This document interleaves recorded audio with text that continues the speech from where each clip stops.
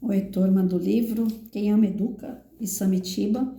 Quem não aprender a evitar a gravidez vai ser surpreendido por ela. Observemos o que está acontecendo com os que servem de modelo para as criancinhas, os púberes. Em geral, eles começam a ficar na puberdade quando experimentam novas sensações. É mais um autoconhecimento que conhecer o outro. Contudo, o mais natural para as meninas é não ficar, ao contrário do que se passa com os rapazes. Parece discurso machista, mas o homem ainda usa a mulher para atender às suas necessidades. A maioria das mulheres quer que os homens sejam companheiros e se importa com o relacionamento de forma global. Talvez isso mude no futuro, mas por enquanto quem arca com o custo é a mulher e sua família. Caso a menina engravide, ele vai embora e ela segura as pontas. Se optar pelo aborto, o rapaz esquece logo e ela nunca. O simples ficar é usar enquanto o relacionar-se é viver. Rapazes saem com prostitutas ou garotas de programa, têm relações sexuais com elas sem saber seu nome, de onde vêm, o que fazem ou seus planos futuros. As mulheres naturalmente não beijam nem trocam carinho se não têm um pouco de intimidade com a pessoa, nem vão embora para nunca mais se verem. A grande maioria espera algo além de ficar, o tipo de comportamento que os homens sempre quiseram adotar, mas as mulheres nunca permitiram. No entanto, depois de se tornarem mais seguras de si, emanciparam-se e hoje também querem saborear o ficar como os homens. E as menininhas estão querendo imitá-las. As púberes têm mais prejuízos que lucros, ficando. Estão se banalizando e transformando-se em pessoas descartáveis. Já que os pais não têm como proibir esse comportamento, seria bom que não estimulassem nem facilitassem. Quanto mais tarde começarem a vida sexual, mais estrutura os filhos terão para resistir às pressões. Portanto, o pai e a mãe não devem antecipar esses comportamentos. Quando os filhos perguntam se podem namorar, a resposta dos pais deve ser sempre negativa, pois a pergunta já denuncia a existência da dúvida. Liberar e deixar que as crianças façam só porque pediram é educar mal, mesmo porque quando elas querem realmente não perguntam e ninguém assegura. Da mesma forma, quando perguntarem se podem beijar, a resposta deve ser não. Há filhinhos que desejam beijar a mãe na boca, um selinho, tudo bem, mas o fato é que entre os latinos o beijo na boca é bastante erotizado. A língua tem participação importante na vida sexual. Os rapazes desarmam as meninas assustadas com um longo beijo francês. Os animais se lambem muito na época do cio. Por isso a língua é muito sensual.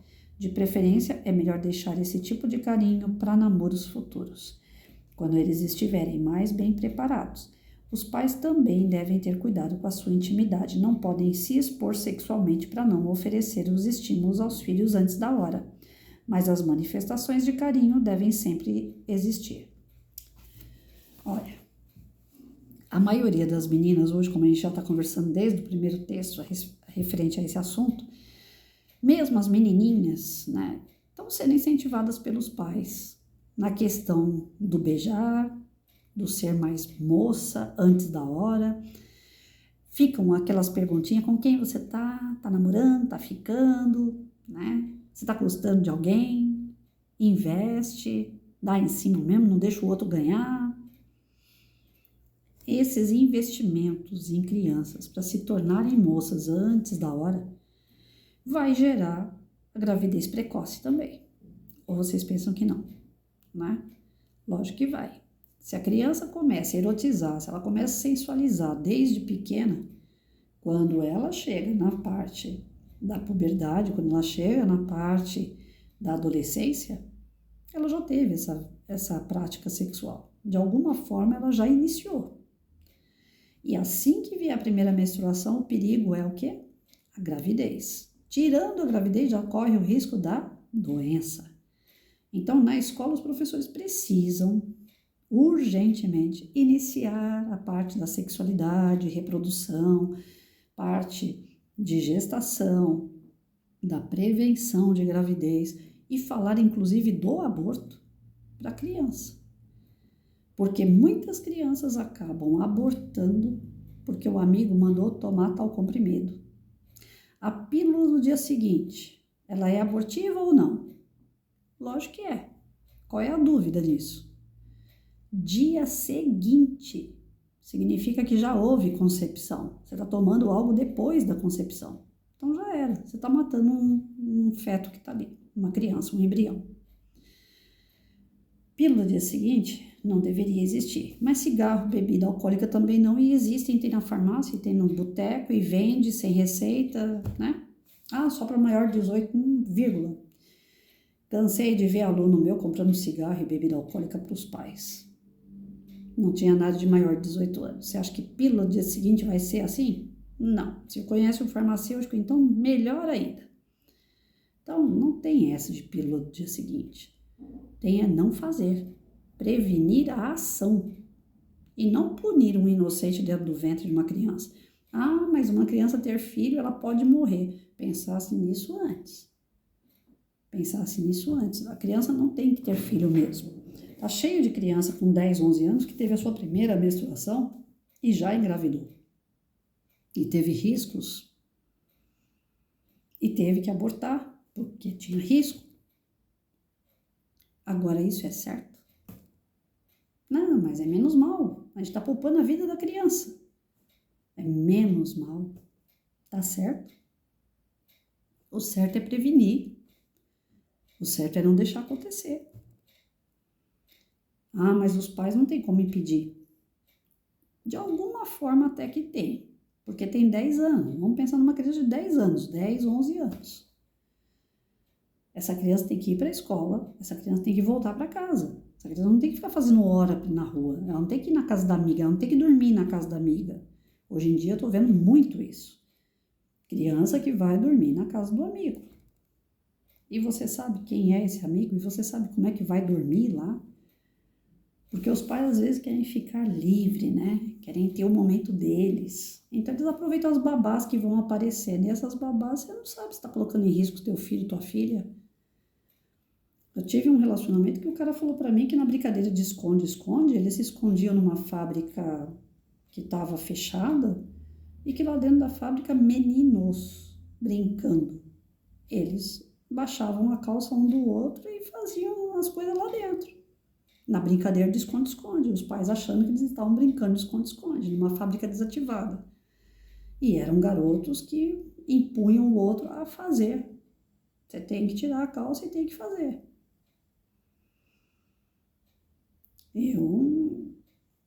São coisas que, cadê o pai? Cadê a mãe? Por que deixou brincar? Por que não ficou de olho? Eu ia brincar na rua, minha mãe sentava na calçada e ficava olhando de um lado para o outro onde eu estava brincando. Se eu demorasse muito na hora de brincar de esconde-esconde, se eu demorasse muito onde eu estava escondida, ela já gritava, Patrícia. Era chato. Eu falava, poxa, minha mãe estragou minha brincadeira, né? Que eu estava escondida, ninguém me achou. Mas depois você cresce e vai entender. Minha mãe estava certa. Se eu estou demorando demais e tivesse alguém junto comigo, e tivesse malícia. Então a gente tem que ficar de olho no filho, na filha. Mas a gente não quer ter esse trabalho. Aí passa a bucha para outra pessoa. Você fica com meu filho? Então tá bom. Final de semana você pode deixar dormir aqui que não vai ter problema nenhum. O problema está instalado lá e você nem sabe. E geralmente a casa do vizinho, a grama é sempre mais verde, não é isso? Aí o filho e a filha quer sempre ir para casa do vizinho. Lá não tem pai e mãe para ficar perturbando. Quando você vê, você já perdeu seu filho e sua filha. Até porque você não sabe como está sendo educado o outro filho lá, né?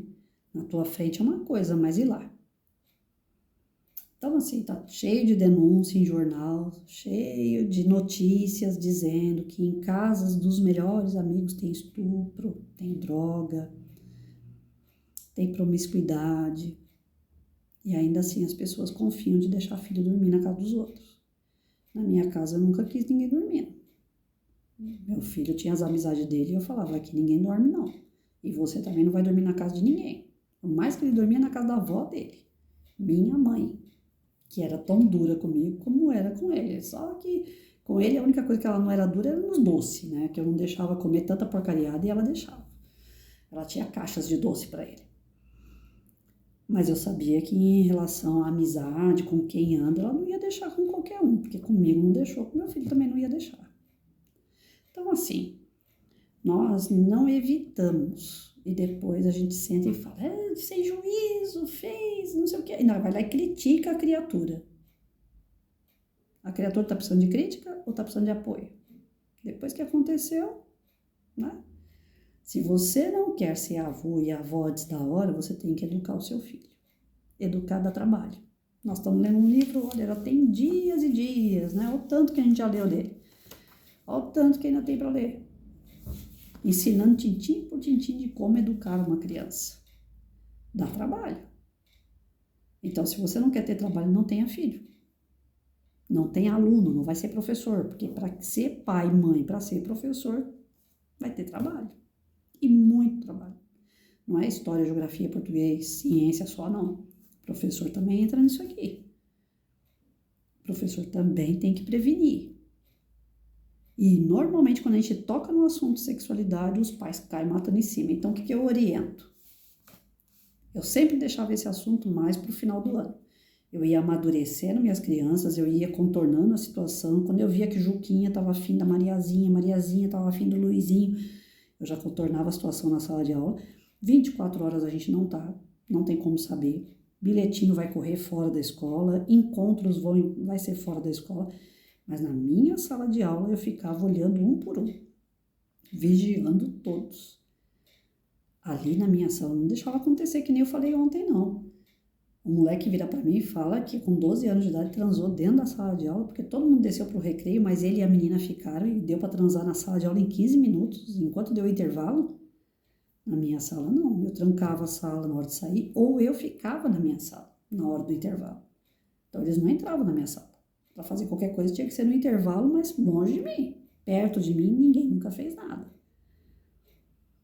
Então eu ficava de olho. E quando ia chegando no final do ano, aí eu já ia levando o assunto, né? Mesmo que fosse primeiro ano, 6 anos de idade. Eu trabalhava Dumbo, eu trabalhava uma letra de música. 4º e 5º ano, eu chegava no assunto até aborto. Eu tenho um vídeo que fala do aborto, é muito antigo esse vídeo, da década de 80, mas usa-se até hoje, sim, porque o método é horrível e é daquele jeito. É tipo parto de fórceps, né? Que eles primeiro dão veneno para a criança e depois eles vão tirando pedaços da criança lá dentro do útero, né? Pela parte de baixo, como se fosse uma cesárea. Cesárea não, um parto natural. Aí eles vão enfiando aquele ferro, né? O fórceps e vão puxando primeiro a cabeça da criança. Aí desloca a cabeça da criança do corpo, depois vai pegando membros do corpo, vai traçalhando o corpinho da criança até tirar tudo. Aí dá um outro remédio lá que é para poder limpar o organismo da mulher e sair o resto do corpo da criança. É horrível de ver aquele vídeo, mas eu dava um susto nos meus alunos. 4º, 5º ano eu botava para assistir esse vídeo. Ó, tá aqui, ó. Se engravidar, não vai querer assumir, vai querer matar. E aborto é isso aqui que vocês estão vendo, ó. É crime, é matar uma pessoa. Não interessa que ela tenha isso aqui de centímetro ou 2 metros de altura. É uma pessoa, tá matando. Aí, como eu sou espírita, ainda tem aquela carta da criança que pede para a mãe não matar ela no ventre. Tem cartas de crianças que foram mortas, que já tinham passado pela situação do aborto, dos abortados, né? Tem um livro que fala sobre isso. E aí eu li algumas partezinhas para as crianças, pô, tá aqui. Eu acredito em reencarnação.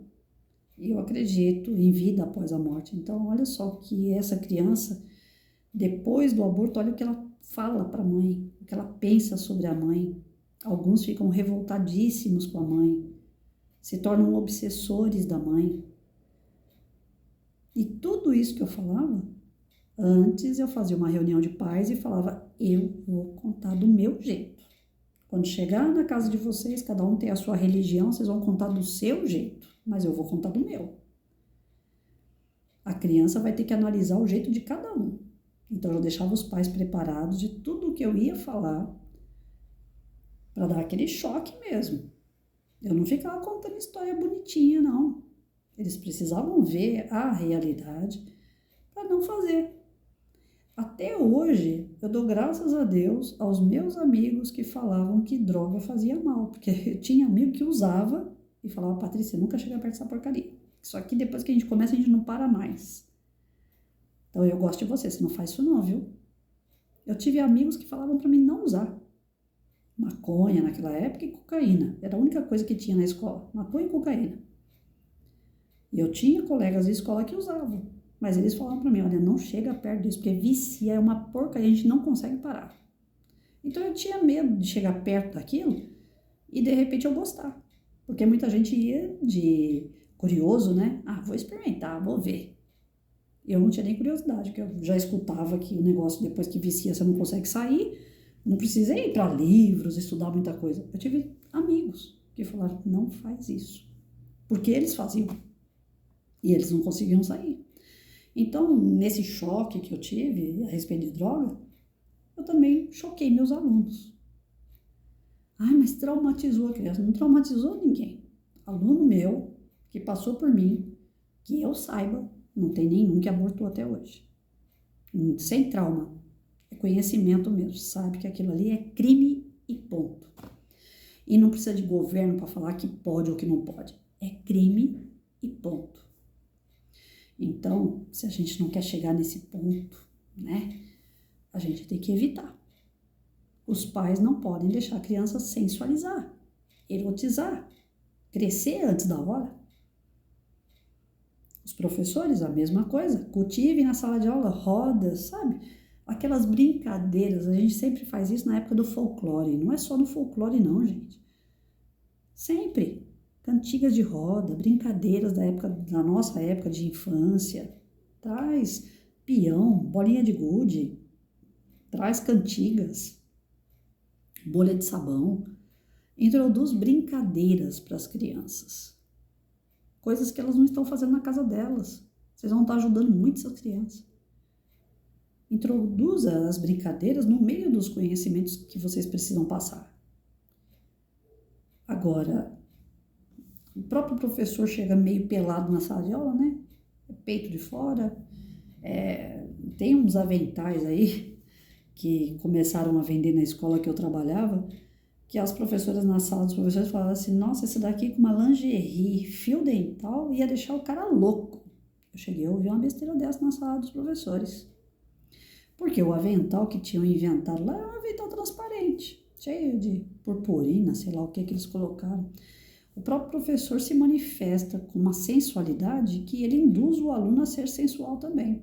Então, eu sou a favor, completamente a favor, que a escola tem que ter uniforme. Os alunos têm que ser uniformizados e ponto. O professor tem que usar o avental e ponto. Eu, no final da minha carreira, parei de usar avental. Eu estava descambando tudo, estava um calor danado, veio a menopausa. Eu parei, eu errei. Era para me ter ido de avental até o último dia. Nos 2 últimos anos, eu voltei a usar avental, mas teve um período que eu fiquei sem avental. Eu tirei avental. Mas eu sempre usei camiseta de bichinho, essas coisas, né? Nunca andei pelado na escola. Mas eu cansei de ver professor chegar com short curto, com blusa mostrando o peito. Tem professores hoje que pintam o cabelo de azul, de vermelho, de rosa. E é o modelo que o aluno vai seguir. Então, o pai que vai colocar a criança na escola tem que conhecer os professores desse aluno. Tem que chegar nesse professor e falar, olha, você é o professor, mas eu sou o pai, eu não quero minha filha sensualizando, eu não quero minha filha usando batom, eu não quero minha filha usando mini saia. Então, você me ajuda e a olhar, tá? Porque às vezes eu tô trabalhando, ela sai, vem pra escola, eu não vejo com que roupa que foi. Qualquer coisa, manda um bilhete pra mim. Tem que ter um elo entre pais e professores para falar a mesma língua, para quem está ali no meio sendo educado por vocês, saber se eu for para um lado é não, se eu for para o outro é não também. Agora, se eu falo com meu pai é bravo. Se eu falo com minha mãe é brava. Se eu falo com a professora é boazinha. A professora me entende. A professora já teve a minha idade, porque é um tal de professor falar, né, para o aluno, eu já tive a sua idade, eu já passei por isso. Se você já teve aquela idade, já passou por isso, então ensine o que é certo. é isso, né? Se não quer uma gravidez indesejada, tem que evitar. E para evitar, tem que educar essa molecada de forma coerente, correta, dentro de valores e princípios, né? Mostrando a realidade, até onde eles podem e não podem chegar de forma alguma, que tudo tem seu tempo. O corpo precisa de tempo. Se a menina fica grávida antes do momento, ela corre risco de morrer. E não é justo ela querer matar porque ela pode morrer. Não é justo ela matar porque ela não tem o companheiro, porque foi um ficante, porque ela quis ser igual um garoto. As meninas estão muito disso, né? Tá pensando que é só eles que podem ficar? A gente também pode. Tá pensando que só eles que podem escolher? A gente também pode. Ah, fulana ficou com 10. Ah, a outra ficou com 20. Ah, ela tá ganhando de mim. Não, peraí que eu tenho que arrumar mais. Tá ficando feio. Tem que parar com isso que tá ficando muito feio. Não é que menino pode, menina não. Mas tá feio. Tá muito feio para as meninas quererem ser aquela história que eu falo, né? Solta as vaquinhas porque meu boi tá preso, né? O menino não vai fazer nada porque ele tava preso. Agora as meninas estão querendo fazer o contrário, né? Solta os boi que as vaquinhas estão soltas. Tem que parar com isso. Tá ficando feio. Aonde é que nós vamos chegar com isso? Se essa geração tá dessa forma e vir outra geração baseado nisso que nós estamos vendo aí, como é que vai ser a próxima, gente? Já pararam para pensar? E a próxima que vier produto disso que está acontecendo é aquela que realmente o velho não vai nem para asilo, hein? Eles botam veneno na comida de vocês. Porque essa geração que está aí, abandona. Já não quer saber da gente. A geração que vier depois deles é aquela que mata a gente se bobear. Extermina. Porque não quer ter trabalho nenhum, nem gasto. Estão ficando cada vez mais sem amor à família. Sem apego. Tudo é descartado. As pessoas são descartáveis.